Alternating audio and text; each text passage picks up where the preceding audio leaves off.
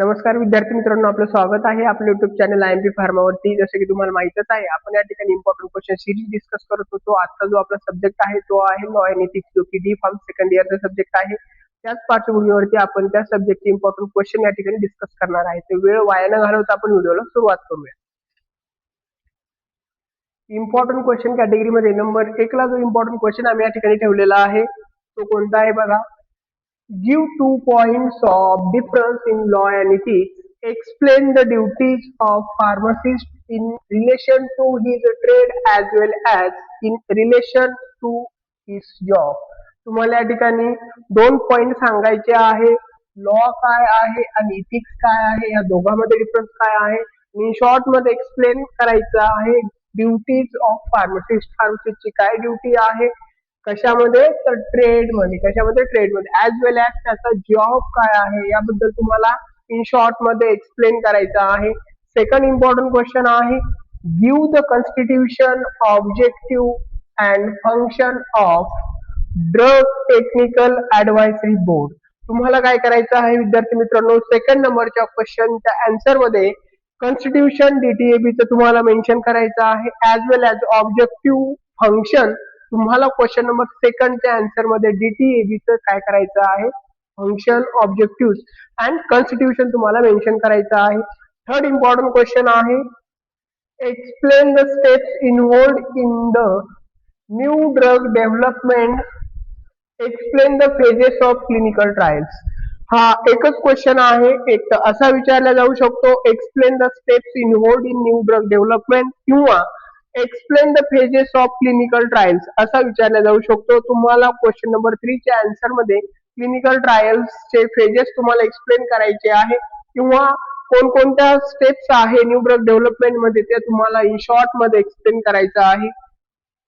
Fourth important question आहे give the objective of D&C Act 1940. Give the function of CDL as per D&C Act 1940.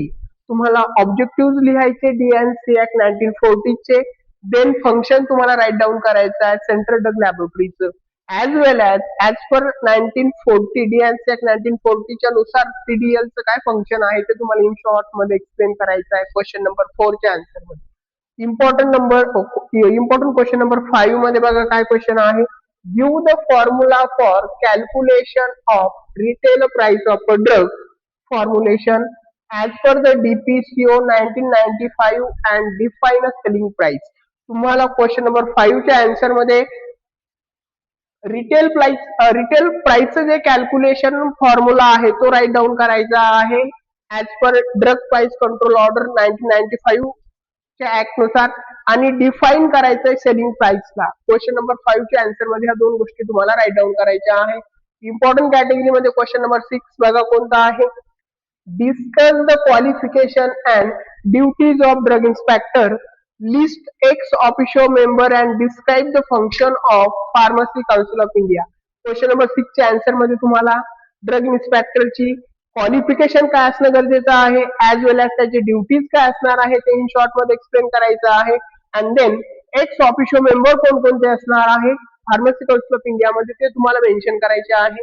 Question number 7 बघा important category मध्ये write the difference between branded and generic drugs. तुम्हाला काय करायचं question number 7 च्या answer मध्ये branded drug आणि generic drug यामधला basic जो डिफरन्स आहे तो तुम्हाला इन शॉर्ट मध्ये एक्सप्लेन करायचा आहे.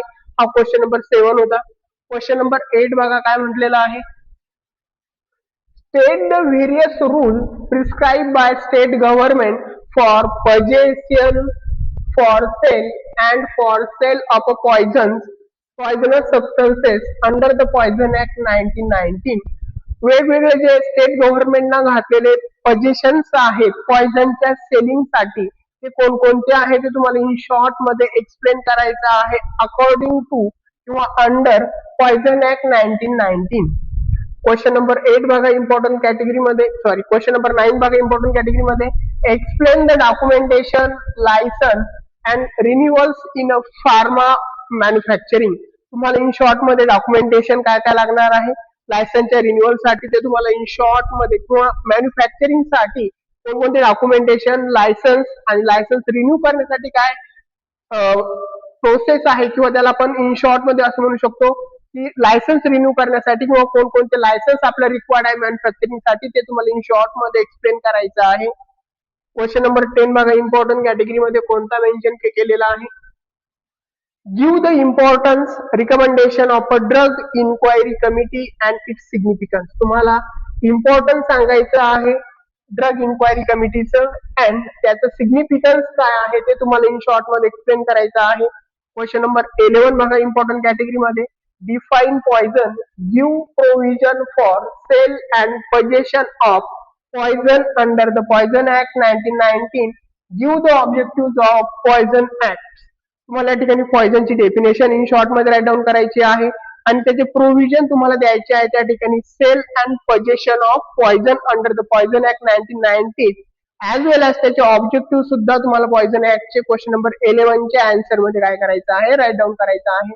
क्वेश्चन नंबर 12 बघा, इम्पॉर्टंट कॅटेगरी मध्ये काय आहे.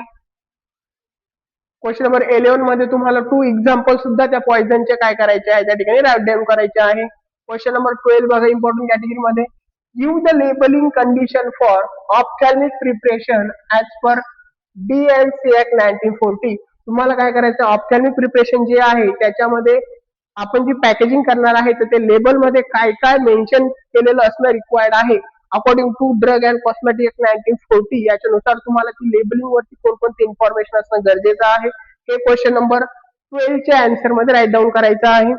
क्वेश्चन नंबर 13 बघा, इम्पॉर्टंट कॅटेगरी मध्ये give the offences and penalties under the drug and magic remedies act 1954. तुम्हाला काय करायचे आहे, ऑफेन्सेस अँड पेनल्टीज या ठिकाणी राईट डाऊन करायचे आहे. कशाबद्दल, drug and magic remedies act 1954. Okay, कुणी जर म्हणत असेल की माझ्या औषधामध्ये तुम्हाला असं होईल तसं होईल आणि कंट्रोल करेल, असं करेल तसं करेल, किंवा तंत्र मंत्र कवच असं कोणी जर म्हणत असेल ते सर्व अंडर येतं drug and magic remedies act नुसार 1954. तर त्याच्यावरती किंवा तसं जर कोणी क्लेम करत असेल आणि तो जर तो ऑफेन्स असेल according to drug and magic remedies act नुसार तर त्याची काय ऑफेन्सेस, त्याला काय शिक्षा होणार आहे, शिक्षा झाल्यानंतर त्याला काय पेनल्टीज त्या ठिकाणी लागू शकते. म्हणजे तुम्हाला ऑफेन्सेस अँड पेनल्टीज या ठिकाणी राईट डाऊन करायचं आहे. क्वेश्चन नंबर 14 बघा, enlist the schedule mention under the drug and cosmetic act 1945.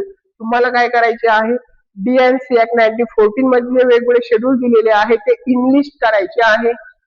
Question number 15 बघा, इम्पॉर्टंट कॅटेगरी मध्ये काय आहे. Define government analyst state qualification for appointment of a government analyst as per the DNC act 1940.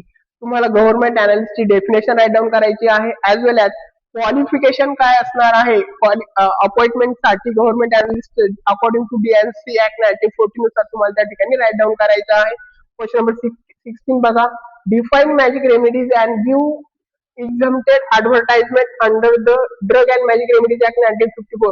तुम्हाला drug and magic remedies act ची definition त्या ठिकाणी right down करायची आहे. अशा कोणकोणत्या ऍडव्हर्टाइजमेंट आहे ज्या एक्झम्प्टेड करण्यात आलेल्या आहेत under the drug and magic remedies act 1954. Question number 17 बघा, इम्पॉर्टंट कॅटेगरी मध्ये कोणता आहे. Explain the constitution of national council for clinical establishment and function. तुम्हाला एक्सप्लेन करायचं आहे constitution of national council for clinical establishment and function. Question number 18 बघा, important category मध्ये write the experience and training of registered medical practitioner required for the termination of the pregnancy as per the MTP act 1971. तुम्हाला काय करायचं आहे की किती वर्षाचा experience as well as training असणं गरजेची आहे for the termination of pregnancy साठी किंवा त्या RMP रजिस्टर्ड मेडिकल प्रॅक्टिशनरला प्रेग्नन्सी टर्मिनेट करण्यासाठी किती इयरचे एक्सपिरियन्स असणं गरजेचं आहे ऍज वेल एज किती वर्षाची त्याला किती वेळ ट्रेनिंग असणं गरजेची आहे हे या क्वेश्चन नंबर 18 च्या आन्सर मध्ये राईट डाऊन करायचं आहे. Question number 19 discuss the function of central drug laboratory. तुम्हाला काय करायचं आहे की CDLचं जे फंक्शन आहे त्या ठिकाणी काय करायचं, डिस्कस करायचं आहे. सेंट्रल ड्रग लॅबोरेटरीचं जे फंक्शन आहे ते क्वेश्चन नंबर 19 च्या आन्सर मध्ये डिस्कस करायचं आहे. क्वेश्चन नंबर 20 जो की आपला लास्ट क्वेश्चन आहे इम्पॉर्टंट क्वेश्चन कॅटेगरी मध्ये बघा कोणता आहे. Explain the procedure for registration of the clinical establishment. तुम्हाला काय करायचं इन शॉर्ट मध्ये एक्सप्लेन करायची आहे. रजिस्ट्रेशन ऑफ अ क्लिनिकल इस्टॅब्लिशमेंटची जी प्रोसिजर आहे ते इन शॉर्ट मध्ये एक्सप्लेन करायचं आहे. तर आपण या ठिकाणी इथे इम्पॉर्टंट 20 क्वेश्चन होते लॉ अँड इथिक्स या सब्जेक्टसाठी ते आपण पाहिलेले आहे. याची जी पीडीएफ आहे ते आपलं टेलिग्राम चॅनल IMP फार्मावरती तुम्हाला भेटेलच. त्याचं आन्सर प्रिपेअर करून तुम्हाला त्या ठिकाणी ती पीडीएफ भेटेल. बट तुम्हाला काय करायचं आहे, वेळ वाया न घालवता व्हिडिओ पूर्ण पाहून घ्यायचा. जे क्वेश्चन आहे ते राईट डाऊन करून घ्यायचे. क्वेश्चन राईट डाऊन करून झाल्यानंतर तुम्हाला स्वतः या क्वेश्चनचे आन्सर प्रिपेअर करून घ्यायचे. तुम्हाला पीडीएफ भेटेल आपल्या टेलिग्राम चॅनलवरती, पण वेळ लागू शकतो. वेळ किती लागेल सांगता येणार नाही. पण त्यासाठी तुम्हाला काय करायचं, सेल्फ प्रिपेअर व्हायचं आहे. आन्सर राईट डाऊन करून घ्यायचे आहे. स्वतःची तयारी चांगली करायची आहे. व्हिडिओ जर आवडला असेल तर व्हिडिओला लाईक करा, तुमच्या मित्रांसोबत शेअर करा, चॅनलला सबस्क्राईब करायला विसरू नका. Thank you for watching.